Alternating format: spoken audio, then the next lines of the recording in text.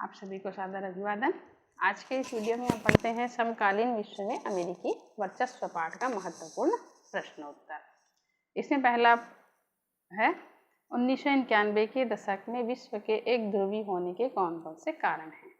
1991 के दशक में एक ध्रुवी यानी अमेरिका वर्चस्व होने का निम्नलिखित कारण है। पहला है शीत युद्ध की समाप्ति। द्वितीय विश्व युद्ध के पश्चात संयुक्त राज्य अमेरिका और सोवियत संघ दो गुट थे विश्व में। दोनों के बीच शीत युद्ध चले आ रहा था।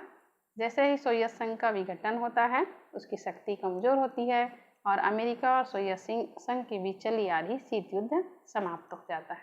तो अब अमेरिका ही एक शक्तिशाली देश के रूप में बच जाता है और एक ध्रुवी विश्व हो जाता है।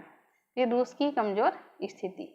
सोवियत संघ का उत्तराधिकारी बनता है रूस, लेकिन रूस की स्थिति बहुत कमज़ोर होती है। स्वयं रूस की आर्थिक हालत खराब रहती है। रूस अपने जो समर्पित देश हैं जो रूस के साथ चल रहे थे उनको भी अपने साथ लाने में सक्षम नहीं रहता है। तो रूस की इस कमज़ोर स्थिति का फ़ायदा अमेरिका उठाता है और विश्व जो है एक ध्रुवी बन जाता है। फिर पूर्वी यूरोप में परिवर्तन। पूर्वी यूरोप के ऐसे देश जो कभी सोवियत संघ के नज़दीक थे, साम्यवादी शासन व्यवस्था वहाँ पर संचालित थी। वहाँ पर साम्यवादी शासन व्यवस्था का अंत हो जाता है और लोकतंत्री सरकार बन जाती है। तो पूर्वी यूरोप में भी ये देश अमेरिका के नज़दीक आते हैं और अमेरिकी वर्चस्व जो है यहाँ पर बढ़ता है। विश्व एक ध्रुवी बन जाता है। फिर अगला पॉइंट है साम्यवादी देशों में उदारवादी परिवर्तन। पूर्वी यूरोप के साथ साथ विश्व में जितने भी साम्यवादी देश थे सब में उदारवादी परिवर्तन होता है और सभी देश लोकतांत्रिक व्यवस्था को अपनाने के लिए आगे आते हैं। लोकतंत्र चूँकि अमेरिका में भी है और इन देशों में भी लोकतंत्र, तो अमेरिका के ये ज़्यादा नज़दीक होते हैं और विश्व जो है एक ध्रुवी बन जाता है। फिर नाटो की शक्ति का बढ़ना। विश्व में कई सैनिक संगठन बने थे जिसमें वार्सा पैक्ट है, सिंटो है, सीटो है, नाटो है। सोवियत संघ के विघटन के पश्चात वार्सा पैक्ट जो सोवियत संघ के द्वारा बनाया गया था इसका अंत हो जाता है। वार्सा पैक्ट के अंत होने से नाटो की शक्ति बढ़ती है। नाटो अमेरिका द्वारा संचालित सैनिक संगठन है और नाटो में सम्मिलित जितने भी देश अमेरिका को सपोर्ट करते हैं और अमेरिका का महत्व जो है बढ़ता है। स्वयं अमेरिका भी अपनी शक्ति को बढ़ाने में रात दिन लगा हुआ है। अमेरिका अपनी सैन्य शक्ति या आर्थिक जिस भी क्षेत्र में हो अपना शक्ति बढ़ाने में लगा हुआ है। अमेरिका ने अपना शक्ति प्रदर्शन इराक के मामले में, अफगानिस्तान के मामले में विश्व के सम्मुख कर दिया है। ये 5 कारण हैं विश्व का एक ध्रुवी व्यवस्था होने का। इसके बाद है प्रथम खाड़ी युद्ध किसे कहते हैं। प्रथम खाड़ी युद्ध में 34 देशों की 6,07,000 नौसैनिक, ये मतलब 34 देश के लोग रहते हैं, 6,09,000 सैनिक वाली विशाल संयुक्त सेना ने इराक पर चढ़ाई कर दी। इराक पर चढ़ाई क्यों की, तो इसके पीछे कारण है। इराक ने कुवैत पर आक्रमण कर दिया और कुवैत के हिस्सा पर, कुवैत के क्षेत्र पर वो कब्जा करते चला गया।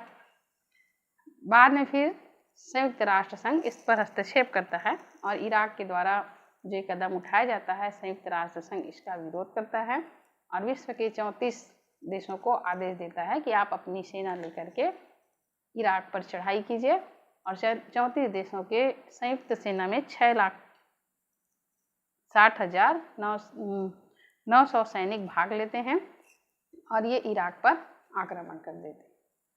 इन सैनिकों का नेतृत्व करता है, सेनापति होता है अमेरिका के जनरल नॉर्मन स्कार्जविच और इस संयुक्त सेना में लगभग 75% सैनिक अमेरिका के ही थे।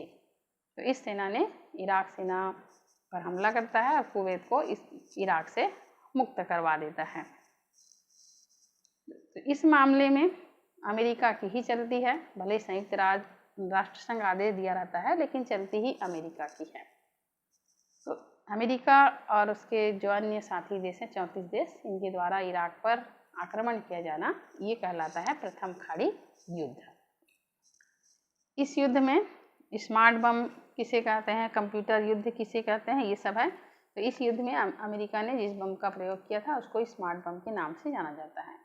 कंप्यूटर युद्ध, तो इस युद्ध में अमेरिका ने स्मार्ट बम का प्रयुक्त करते हुए कुवैत के खिलाफ जो इराक युद्ध लड़ा था, तो इराक को घुटने टेकने पर मजबूर कर देता है, इसलिए इसको इस कंप्यूटर युद्ध के नाम से भी जाना जाता है। इस युद्ध का लाइव प्रसारण पूरी दुनिया को दिखाया गया, इसलिए भी इसको कंप्यूटर युद्ध के नाम से भी बुलाया जाता है। फिर इसके बाद है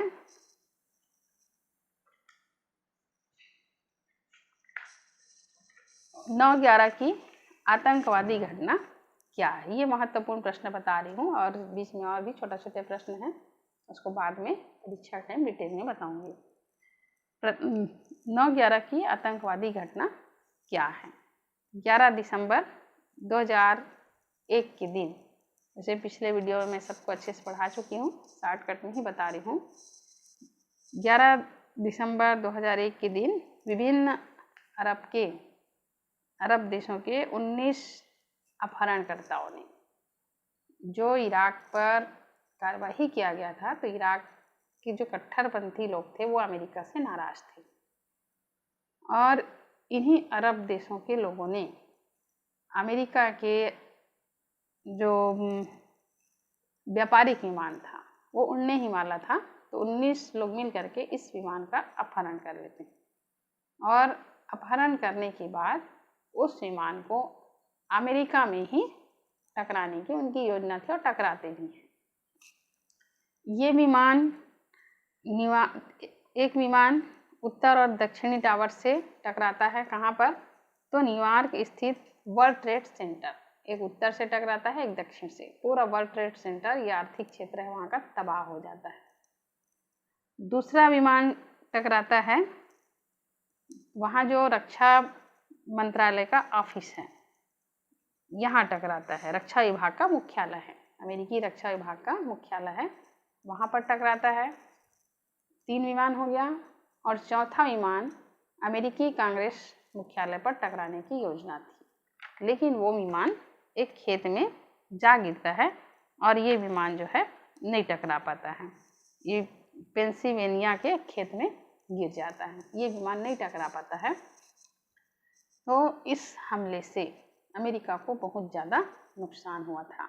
इतिहास में पर्ल हार्बर की घटना के बाद इस घटना को उसी की ही संज्ञा दी गई।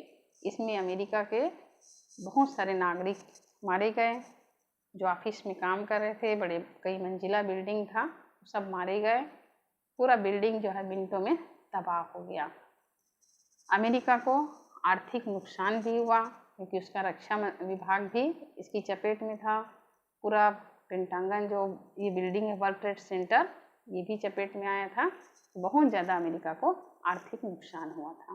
तो इसी घटना को 9/11 ये 9/11 घटना के नाम से जाना जाता है। हालांकि ये उल्टा लिखा है, अपने यहाँ लिखता तो 11/9 लिखता लेकिन अमेरिका लोग पहले महीना को लिखते हैं, उसके बाद तारीख को लिखते हैं। ये 9/11 की घटना है। अब इसके बाद अगला प्रश्न है, द्वितीय खाड़ी युद्ध कब हुआ। तो इस हमले से अमेरिका बौखलाया हुआ था। अमेरिका लगातार फिराक में था कि किस तरह से इस हमले का बदला लिया जाए, और चुन चुनकर वो अलकायदा जो इस संगठन जो घटना हुई थी उसमें अलकायदा का हाथ पाया गया था। तो अमेरिका चुन चुनकर इसका बदला ले रहा था, और इसी बीच में द्वितीय खाड़ी युद्ध शुरू होता है। द्वितीय खाड़ी युद्ध क्या है? कुवैत पर इराक की गतिविधियों के बाद से ही अमेरिका इराक के पीछे लगा हुआ था। इराक के ऊपर अमेरिका ने अब ये आरोप लगाया कि इराक का राष्ट्रपति सद्दाम हुसैन सामूहिक नरसंहार हथियार बना रहा है, और यह कहकर मांग कर दी कि विश्व संयुक्त राष्ट्र संघ के नेतृत्व में इराक जाएगा और ये देखेगा कि अमेरिका विश्व में रहेगा, लेकिन वो ये देखेगा कि वास्तव में इराक सामूहिक नरसंहार हथियार बना रहा है कि नहीं किया है। ये इराक पर कुल मिलाकर निरीक्षण करने का निर्णय लिए। इराक ने साफ मना कर दिया कि ये हमारी संप्रभुता के खिलाफ है और हम किसी भी संस्था को अपने देश में निरीक्षण की अनुमति नहीं देंगे। तो ऐसी स्थिति में अमेरिका ने बिना संयुक्त राष्ट्र संघ की अनुमति के ही महाजोट बना लिया, जिसमें 40 से अधिक देश शामिल हुए। और ये बिना अनुमति के ऑपरेशन, मतलब संयुक्त राष्ट्र संघ की बिना अनुमति के ऑपरेशन इराकी फ्रीडम के नाम से इराक पर हमला कर दिया। 40 देश के लोग हैं, इधर इराक अकेला है, स्वाभाविक है इराक की हार होगी। तो इराक को कुछ ही दिनों बाद इस हार का सामना करना पड़ा। सद्दाम हुसैन पकड़ा गया, बाद में उस पर केस चला और उसको फांसी की सजा हुई। 2006 में उसको फांसी हुई थी, जिसको द्वितीय खाड़ी युद्ध के नाम से जाना जाता है। अमेरिका के 3000 से भी अधिक सैनिक मारे गए और इराक के भी बहुत सारे सैनिक इसमें मारे गए। इसके बाद हम देखते हैं आर्थिक एवं वैचारिक स्तर पर अमेरिकी वर्चस्व समझाइए।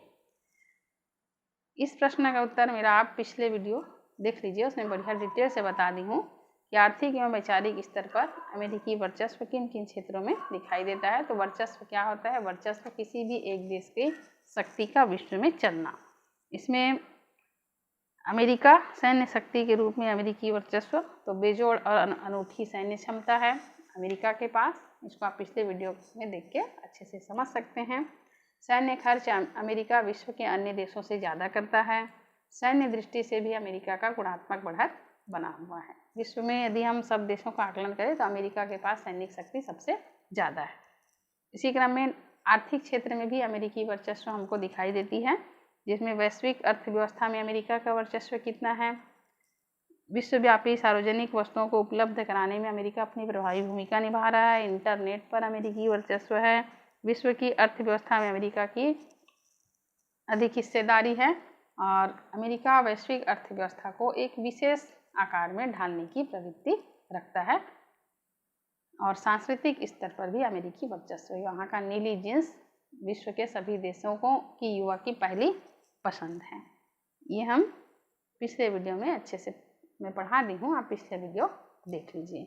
और अब अगले वीडियो में बाकी का हम पढ़ेंगे।